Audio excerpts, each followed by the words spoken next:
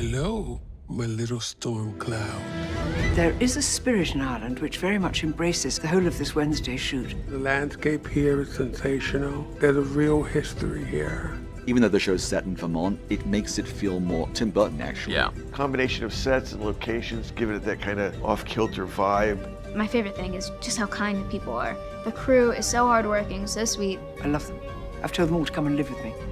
I've really been enjoying shooting here, and it's very cool to share space with a lot of really iconic shows of the past. Ireland itself is such a wild and poetic country. This slightly surreal, unreal quality sits very well on Irish shoulders. Can I get your autograph? I only signed my name in blood. I would expect nothing less. I never said it was my own blood. It's a fine balance, but also doing it for so long, you snap into it. I knew what the character needed, and I had studied her enough and understood her well enough at that point. When you're working in that headspace and you're working on scripts that have that sort of dark sense of humor, I do feel as though I've taken some of those traits with me just because I was practicing them all the time. And you know, sometimes outside of your life when you're not working, you're thinking about how can I get into that deeper mindset. And so much of Wednesday relies on the physicality, which helps as well. And then Nirvana Jalalvand, who did my hair and makeup for season 1, did my hair and makeup this time around. So again, trusted her. She knows everything. There was no hesitation or question. So there was just something about all of us being prepared and knowing what we were getting into already. The only side I'm on is my own, and the only place I'll lead you is off a cliff. So do not put me on a pedestal, because I will burn it down. The second season, she's kind of gotten a little bit more comfortable, and I think she kind of relishes and enjoys her surroundings more. I think she's learned to take things maybe slightly less seriously or be a bit more playful. Honestly, I think the most exciting thing is just being able to revisit her. I think Wednesday Addams is one of the coolest characters of all time. To be able to slip into the costume and tone again, it's just so much fun. Ready, and 3, 2, 1, action.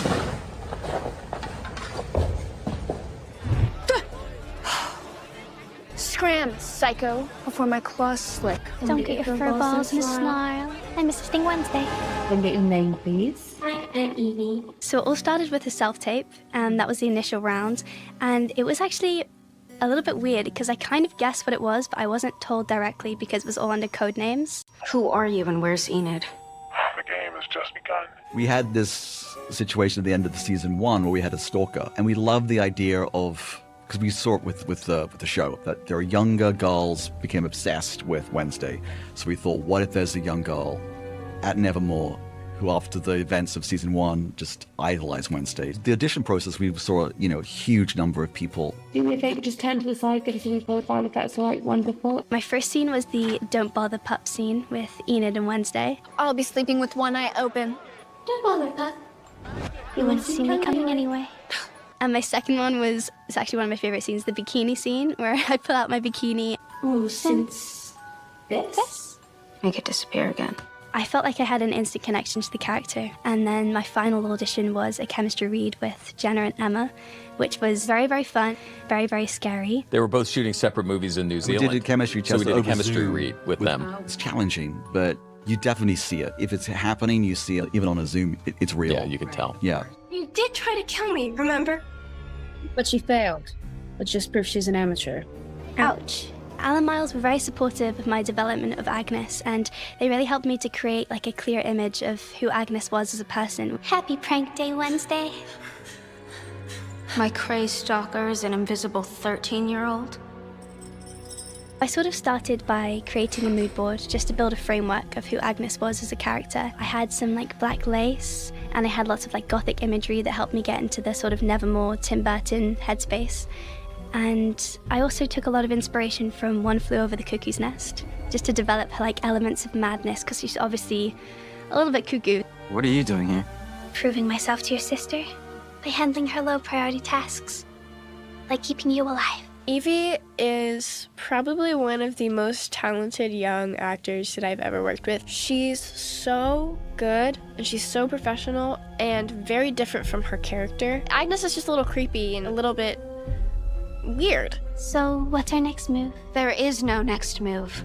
She's so good. She's such a strong performer. She fit in so seamlessly. I was always so impressed and so excited to get to work with her. And she has a character that could be unlikable, but she's so sweet and earnest. She looks like a porcelain doll. It was amazing. I mean, to watch Evie do it, and she has incredible eyes. Yeah, the Betty Davis eyes is what I get told sometimes. Go find somebody else to stalk.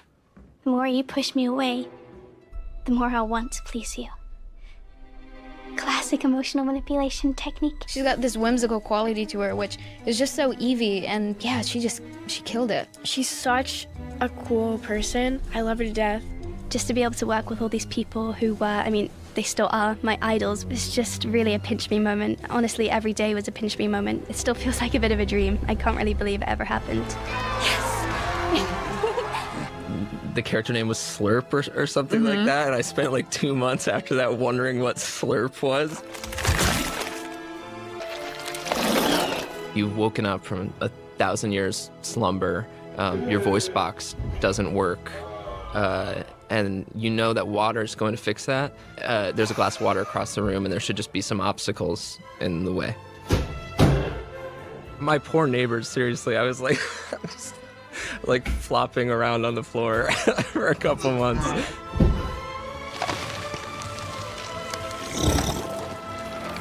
I was just trying to like come up with gags around like you know, your nervous system not being able to work right or something like that. When I picked up the water, I like tried to lift it and it like nothing would happen, and then like a second later the water like flew up over my head or something, you know. See? He likes it.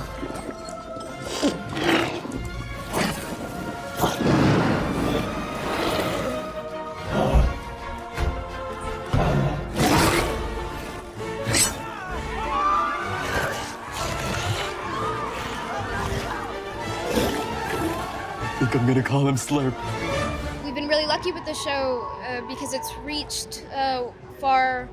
It's cast a much wider net than we had anticipated. So, especially for the younger people, for still trying to figure out who they are, and in the day and age of social media, where everybody wants to find their uniqueness or their voice online, it's also important to have that in your personal everyday life.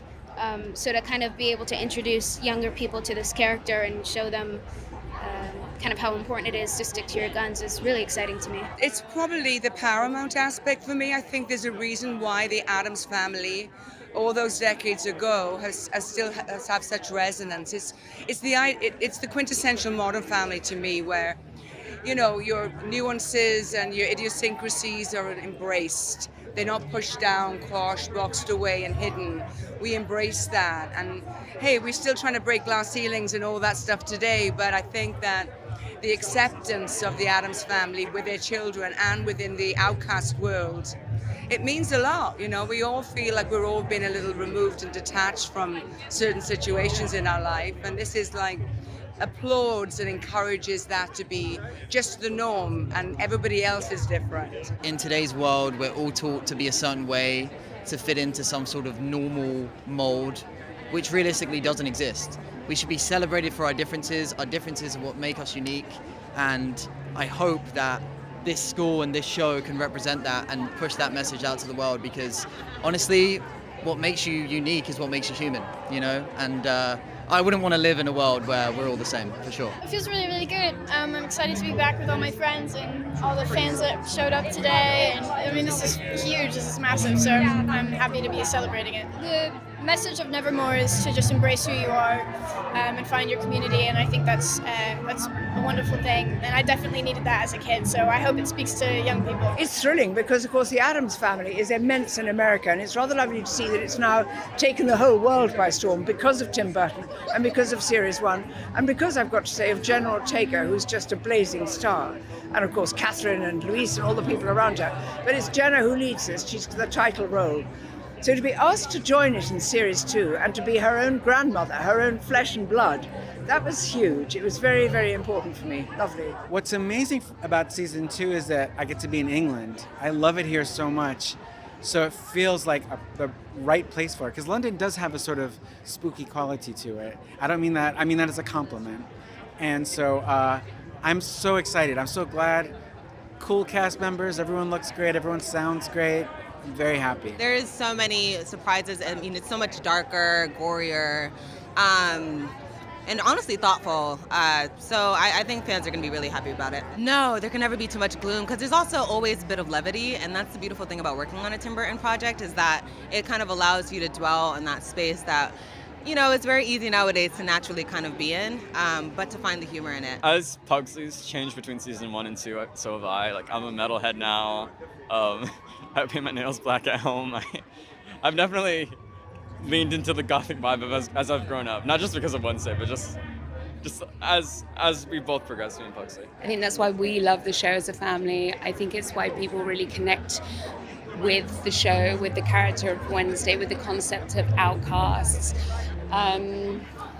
And you know, it's really important to have characters like that, especially for young girls. Now season 2 has happened, and I filmed season 2 with all the people I've already known, and I think it's such a kind of strong bond I've grown with everyone. It's way more comfortable, and I think I'm really starting to grow into the whole idea of it all. And I think I just hope everyone else can see that on screen and like see how powerful the chemistry is and how kind of natural it is now. I think I've always found it's nice to kind of have that kind of unique kind of twist on your own identity, just to kind of portray yourself in a different way, you know, not to conform to anything that you're being told to. Obviously there's levels, but I think I've always kind of liked the idea of standing out a little bit with the hair and everything.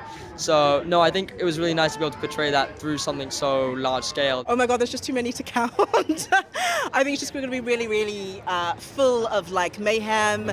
Wednesday's back at Nevermore. There's obviously going to be mystery after mystery to solve, but like some really gut-wrenching emotional growth for all the characters as well. So I think it's going to be really exciting. Some great set pieces, but so far my mouth is sealed on anything specific. There's a lot of good stuff. I don't know specifically. I will say there's a couple scenes that I got to shoot with Emma that was very exciting, and there's some cool action stuff. So I think people will be excited. I think that's a huge thing for me. It's like it's hard to know who you are, especially like today. There's so many types of things or types of people you can be, but actually figuring out who you are is tough. And I don't know. I think shooting this show has been a great experience. Working with Tim, because at least for me growing up, it was the first time that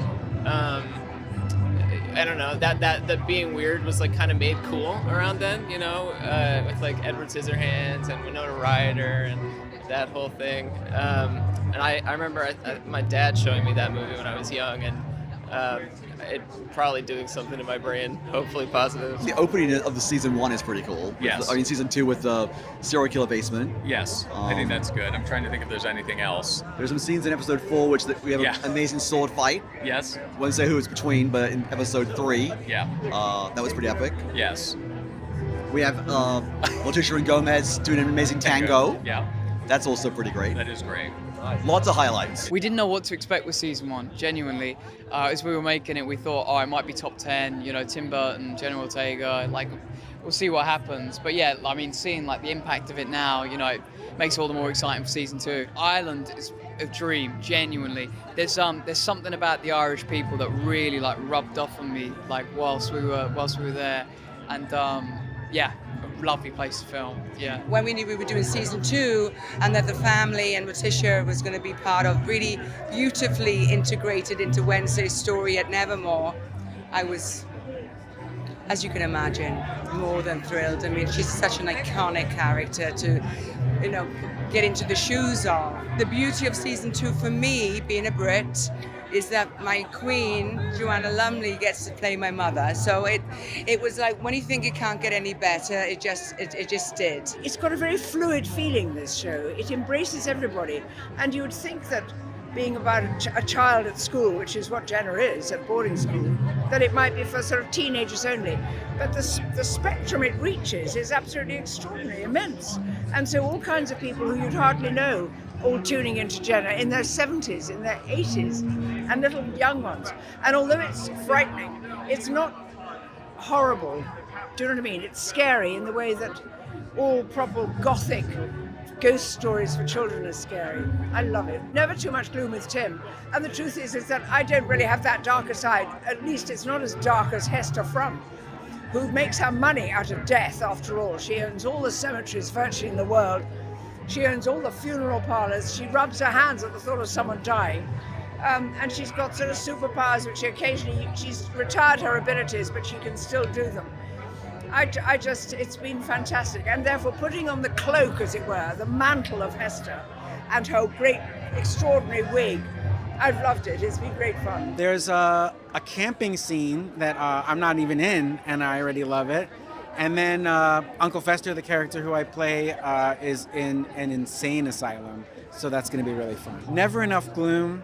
I love the holiday of Halloween. I mean, I live it. I live, like, every day for me is Halloween. So I love it so much that I barely even think about it. I just like everything to be as gothic and vampire-like as possible. It's very important. I think what we kind of learned in season 1 was that everybody thinks they're an outcast or feels like an outcast. So the fact that that Wednesday speaks to all of these different groups and all these different ages is pretty extraordinary. Yeah, and it's sort of like what the show's about. Yeah. It's about celebrating difference, and I think that's what's great about Wednesday. She's unapologetic about who she is, and I think that's very aspirational.